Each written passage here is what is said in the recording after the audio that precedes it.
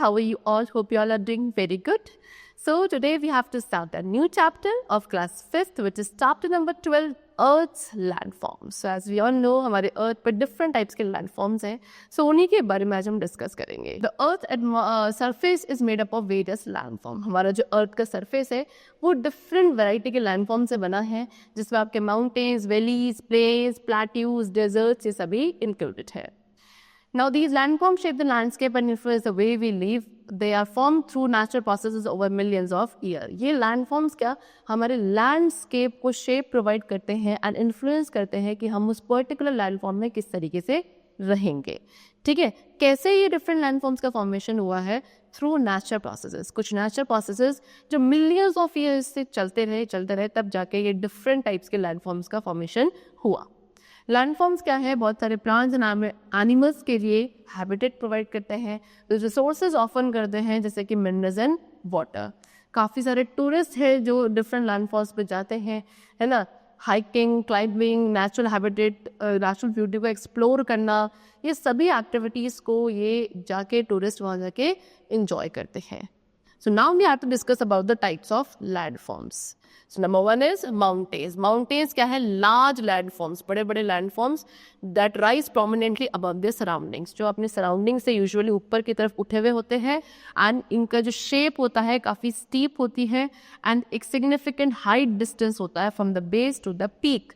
ठीक है, base से peak तक का काफ़ी height distance इनका होता है. You can see this is your mountain. We are formed by tectonic forces of volcanism. Tectonic forces and volcanisms की वजह से इनका formation होता है. Mountains climate को and किसी भी area के weather pattern को बहुत ज़्यादा affect करते हैं. कुछ famous examples included जैसे कि Mount Everest जो कि हमारे world का highest mountain है. कहाँ located है? Himalayas में. Next is Mount Kilimanjaro which is in Africa. Rocky Mountains which is in North America and Alps in Europe. ये सभी कुछ well known mountain ranges हैं. Okay. Next is hills.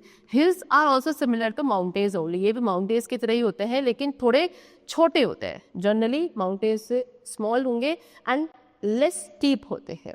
Usually they have a more rounded top compared to the pointed peaks of mountains. Mountains की जो peak होती थी वो काफ़ी पॉइंटेड होती थी लेकिन इनकी जो टॉप होता है वो राउंडेड शेप का होता है, कुछ इस तरीके से. Okay, hills are form through the accumulation of rocks, debris और the erosion of larger landform. बड़े बड़े लैंडफॉर्म के इरोजन की वजह से या रॉक डेब्रिस के एक्यूमुलेशन की वजह से हिल्स का फॉर्मेशन होता है. Next we come to plateaus. Plateaus कैसे होता है? फ्लैट elevated areas हैं that have been uplifted by tectonic activity or volcanic activity. You can see this is plateau. Flat होते हैं लेकिन थोड़े से ऊंचे elevated areas होते हैं. कैसे बने? टेक्टोनिक एक्टिविटी या वॉल्केनिक एक्टिविटी के इफेक्ट से ही इनको कैरेक्टराइज किया जाता है इनके फ्लैट टॉप्स के. जो टॉप वाला पीक होगा बिल्कुल फ्लैट होगा एंड यूजुअली आपको वर्ल्ड के डिफरेंट पार्ट्स में प्लेट्यूज देखने को मिलते हैं. प्लेट्यूज बहुत सारी ह्यूमन एक्टिविटीज़ के लिए इंपॉर्टेंट है जैसे कि एग्रीकल्चर, माइनिंग, क्योंकि इनका सरफेस कैसा होता है? फ्लैट होता है एंड काफ़ी अच्छा मिनरल डिपॉजिट्स यहाँ पे प्रेजेंट है. Example Deccan plateau which is in India, Colorado Plateau which is in United States. So these are the examples of plateaus. And now next we come to plains. Plains are large, flat and gently rolling areas of land with few changes in elevation. Plains, you can see this is plain area, काफ़ी large, flat होते हैं and rolling areas होते हैं generally land के जिसमें elevation में कुछ few changes आते हैं. Usually आपको lower elevations में मिलते हैं and earth surface का काफ़ी अच्छा खासा पार्ट कवर करते हैं more than any other platform. किसी भी बाकी लैंडफॉर्म के कंपैरिजन में सबसे ज़्यादा जो अर्थ का सरफेस कवर्ड है that is with plains only.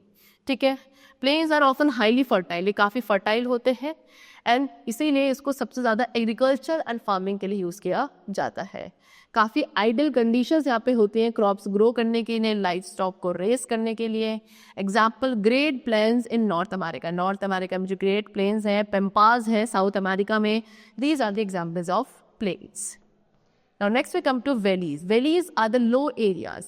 Hills या माउंटेन्स के बीच जो लो एरिया होता है टिपिकली विद अ रिवर और स्ट्रीम रनिंग थ्रू दैम, जिसके थ्रू क्या रिवर या स्ट्रीम रन करती है उसको वैली कहा जाता है। You can see this are 2 hills and इसके बीच में ये जो आपका क्या जा रहा है लो एरिया है जहाँ पे एक रिवर या स्ट्रीम फ्लो कर रही है, इसे आप वैली कहते हैं।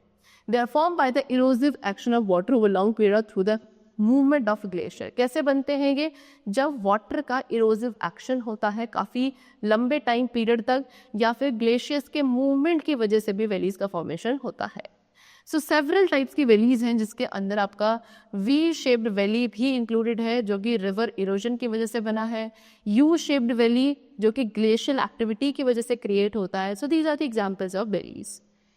सी Grand Canyon in United State जो कि एक रिवर वैली है, Yosemite valley in the United State which is a glacier valley. Okay, now next is how mountains form. Mountains कैसे फॉर्म हुए हैं? So mountains are form by the movement of earth tectonic plate. Earth के अंदर जो tectonic plate है उसके movement की वजह से माउंटेन्स का फॉर्मेशन होता है। सो व्हेन 2 प्लेट्स कोलाइड, जब 2 प्लेट्स टेक्टोनिक प्लेट्स कोलाइड करती हैं, सो जो लैंड है बीच में से वो पुश अप यानी कि ऊपर की तरफ पुश होती है एंड तब जाके माउंटेन्स क्रिएट होते हैं। इस प्रोसेस को हम ओरोगेनी बोलते हैं।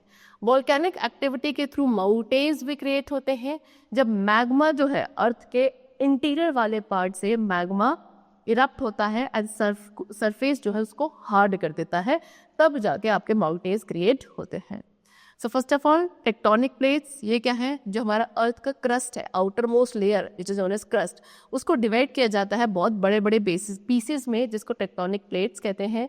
ये प्लेट्स क्या कहते हैं? स्लोली मेंटल के ऊपर मूव करती हैं जिसकी वजह से लैंड शिफ्ट होती है थोड़ी थोड़ी एंड माउंटेन्स फॉर्म होते हैं। Next is volcanic mountains. So what are volcanic mountains? When magma erupts from a volcano, जब एक वोल्केनो में से मैग्मा बाहर इरप्ट होता है एंड उसके बाद कूल होकर हार्ड हो जाता है, तब भी माउंटेन का फॉर्मेशन होता है। Example Mount Saint Helen and Mount Fuji.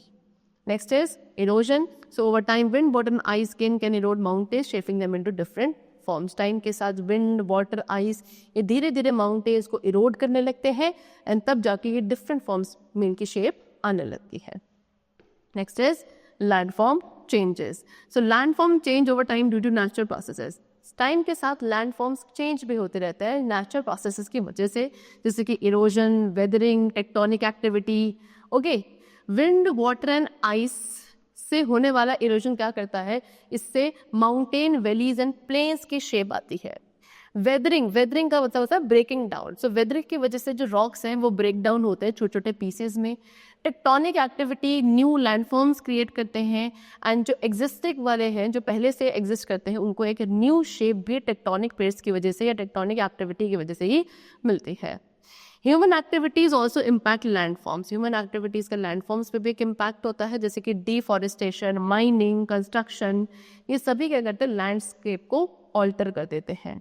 सो क्या इन सभी लैंडफॉर्म्स को प्रोटेक्ट करना एंड प्रिजर्व करना क्या है? बहुत इंपॉर्टेंट है हमारी फ्यूचर जनरेशन के लिए। ओके, चलो। So these were the different types of landforms and their formation process which we have discussed today. So that's all for today. I hope it was very clear to you. So we'll meet you very soon in the next class with a new chapter. Till then, take care and thanks to all.